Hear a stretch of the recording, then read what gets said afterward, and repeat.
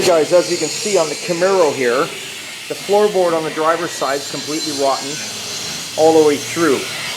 Now, if you see on the passenger side, you see how it's got this panel.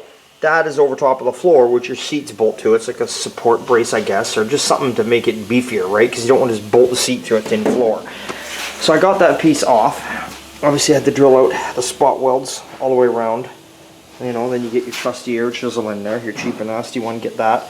The next part is this part to come off, so we'll drill all the spot welds in that. Isn't that right, Bruce? You say so. We'll drill all the spot welds off of this, we'll get this off. Then we're left with the did you say I'm a poor fucker? Then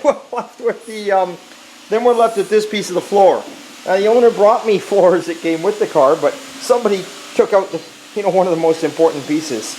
So these came with it. He doesn't care if I buy new ones, so I'll probably just end up, I don't know, maybe I'll use these because I do have a bead roller here and all that, so I can probably make that piece and put the lines back in it, and you're never going to see it, honestly, because it goes under there, which this piece goes over top of. But we do want to keep all the factory lines. So I'll see how I feel when I get this all taken apart. Right now I'm just taking these upper pieces, these panels off, because I would like to put some support braces in here before I actually start cutting this apart and fitting things, just to make sure everything's okay. So there's the first step on what we're doing here right now.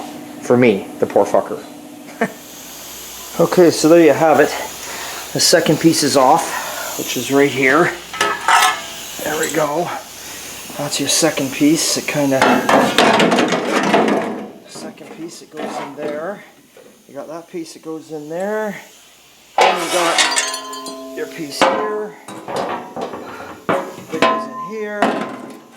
So there you go. You get all that. So you drill the spot welds, like I said, out of this. You get this out of the way. You drill the spot welds off of this. Get this out of the way. Roll on the floor like that because you're pissed off because it's hot out. And there's what you're left with. So now you would start cutting and putting in your floor pan. But like I say, unfortunately, you can see on this floor pan that goes in here, somebody's taking a great big splice out of it, which is too bad, because that's the piece that we need. So I'm going to think this through, because the piece I got to put in here that's missing is this piece. So I kind of got to make this and put the ribs in it. So what I do here, to be honest with my customers, is I will I'll phone the local hot rod shop across the road here and I'll price out this floor pan. If they say it's only like 150 bucks, honestly, by the time I take a piece of metal, charge him for a piece of metal, get on the bead roller, roll the beads, cut it down, try and weld it into this piece, he might be into it for double what I could have just bought a whole new floor pan piece for. So it's not that this is not doable, it's just I'm trying to save the customer money. That's why we stay so busy here. So I'll price it out either way and see where we go. But for right now, I don't want to cut that out anyway. I'm going to continue on the other side, get the other piece taken off of there, and that's about it at the moment. Then I got to put some supports in here structurally to keep the body from, flying apart. Because as you can see, there's not much of a body here, right?